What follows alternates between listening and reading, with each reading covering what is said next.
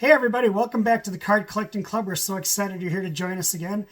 Today's episode is going to focus on how do you sort your cards once you have a collection or once you've maybe opened a couple boxes. We're excited to show you 5 different ways to sort your cards. Let's start now.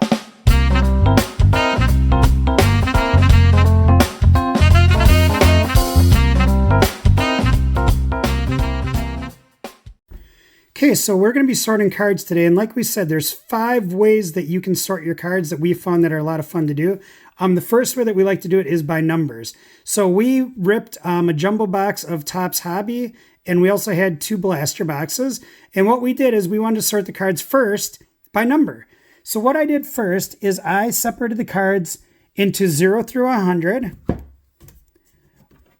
100 to 200, 200 to 299, and then I separated the 300. So you will see 4 stacks in front of you. And these 4 stacks, then what I did with each is I then had to take them and start sorting them into smaller piles. So for example, if I take my 100 pile, or my 0 to 100 pile, you're going to notice that in the back, they're now numerically ordered. But I first started with my 9s, my 8s or my 80s, my 70s, my 60s, I only had a couple of those in there, my 50s, my 40s, my 30s, my 20s, my 10s, and then my single digits.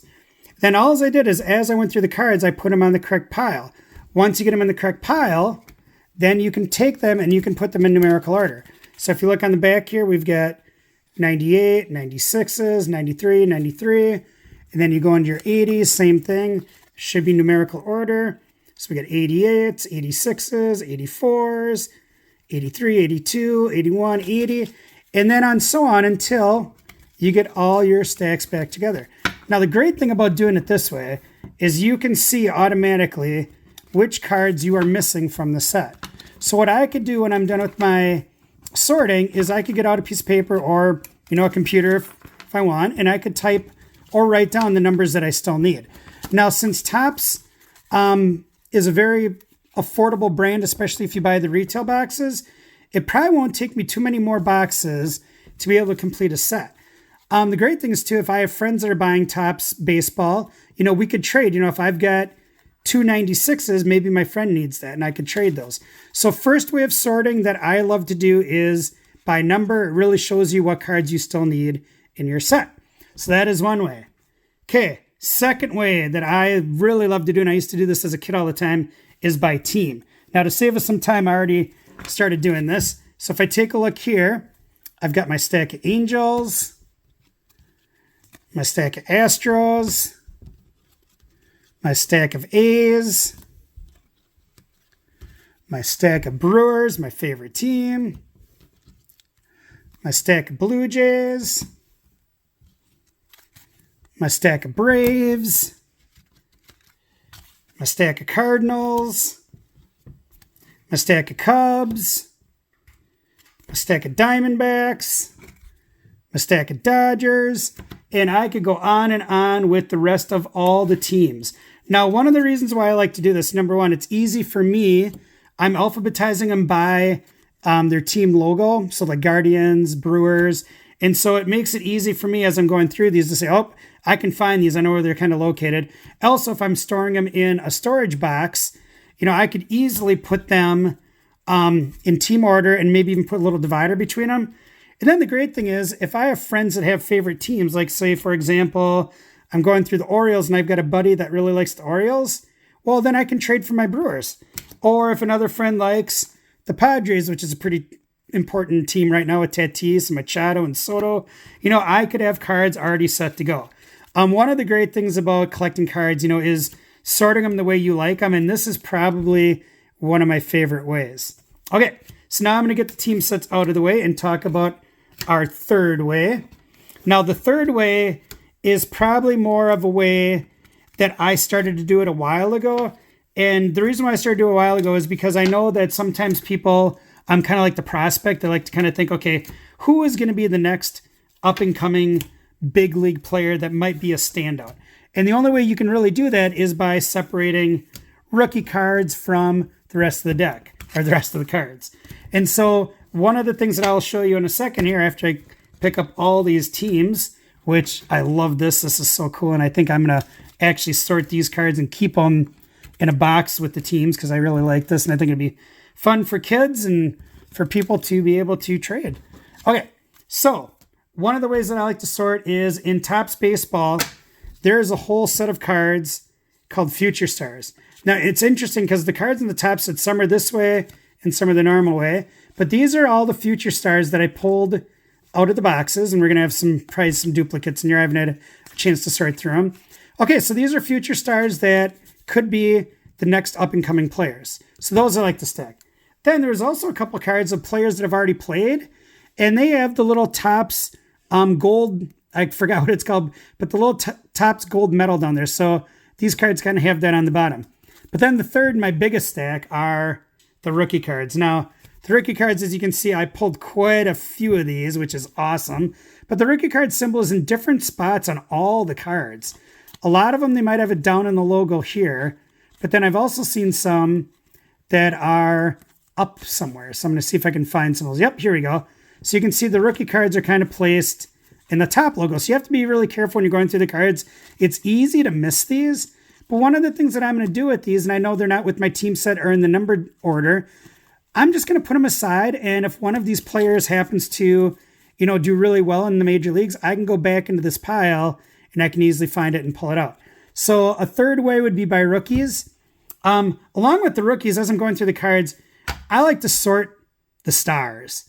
So what I did out of the box is I pulled what I think are, either my favorite players or stars. So if I go through, I've got Tatis, got Scherzer, Pujols, Betts, Alonso, Freeman, another Pujols, Votto, Freddie Freeman, Bryce Harper, Juan Soto, Ohtani, Molina, Bellinger, DeGrom, Darvish, Kershaw, Guerrero Jr., Altuve, Yelich, Garrett Cole, Aaron Judge, Bryce Harper again. A lot of these are repeats. Oh, Goldschmidt, Mike Trout. And the reason I like to pull these is, number one, I know that a lot of my friends like these players, but also as somebody that likes to give back to kids, these make great cards to either put on in a mystery pack for kids or just to hand them out. So sorting by favorite players or all-stars is a great way to do it. Okay. Now, another way with Topps that I found was pretty cool, especially when you opened up the blasters and the hobby box, is there's a bunch of inserts. Now, inserts are those special cards that you don't see all the time. And so what I decided to do is I decided to put them in penny sleeves or the sleeve holders right away, just in case, there's some ones that I really wanted to save. So there was in the blasters called Stars of Major League Baseball. So what I did with these is I put them in sleeves. So, you're going to see really good players here. There's Trout, there's Justin Robert, Mookie Betts, Yelich, Judge, Julio Rodriguez, Bobby Witt Jr. So a lot of famous players are in that set. Another insert we saw were the 1-2 punches. These are really good pitchers on the same team. And then we had the clubs, like we had the 30-30, 20-20-20. Those were another insert. But then I thought these were really cool. They look really sharp. Greatest hits. So we've got some players that are rookies. So we've got Adley Rutschman, Brett Baty, and then we got some other stars like Freddie Freeman. And then if you're lucky enough, in some packs, they had the gold parallel. So they look exactly like the base card, but they just have a gold border. Now, none of these were numbered on the back, but some of them will have numbers on the back because they're a limited print run. So those are kind of cool. And then I really like these, the 35th anniversary. They're designed after the 1988 Topps series, which is kind of interesting because that's right back when I was in 8th grade. But you can see that they have the little emblem. And the cool thing is I'm going to see cards of players that I grew up with, like Griffey. And then you also have some rookies in here like Tristan Casas. But you also have, some of the stars of today, Aaron Judge. So as I'm going through these, I'm like, this is a really cool insert set. Or you have some legends and Hall of Famers in here too, like Willie Mays. So this would be another way to sort them. And then also, there were some silver parallels. So instead of the gold, we had silver cards. Once again, these were not numbered, but these were another type of insert you could have. So sorting by inserts is just kind of a cool way to keep them separated and, be able to look through them. And maybe you want to think about protecting those inserts just because they're special or you like them. Now, that is something that is totally up to you of how you sort them. The biggest thing is to have fun. Now, like I told you, the Brewers are my favorite team. So if I've already got a stack of nice Brewer cards here that I am going to be able to keep and probably put in a binder or display somewhere, and I'm super excited about it because I might have got almost every single Brewer out of the Topps set. I'll have to double check on that, but I'm excited. Now, I do have some doubles of Brewers too. So the great thing is if I have some other friends that are Brewers, I might be able to trade maybe for some of those stars that I showed before. All right, we're going to move on to our Did You Know? Did you know that the largest sports card collection is owned by a gentleman in Idaho Falls, Idaho, Paul Jones? He currently has over 3 million sports cards.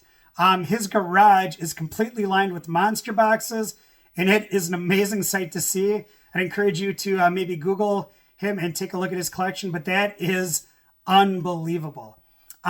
We're really excited that you could join us today. Our next episode is going to be on all the different vocabulary and terminology that is used around sports cards, SSP, RPA, all these acronyms. We really want to help you to understand that.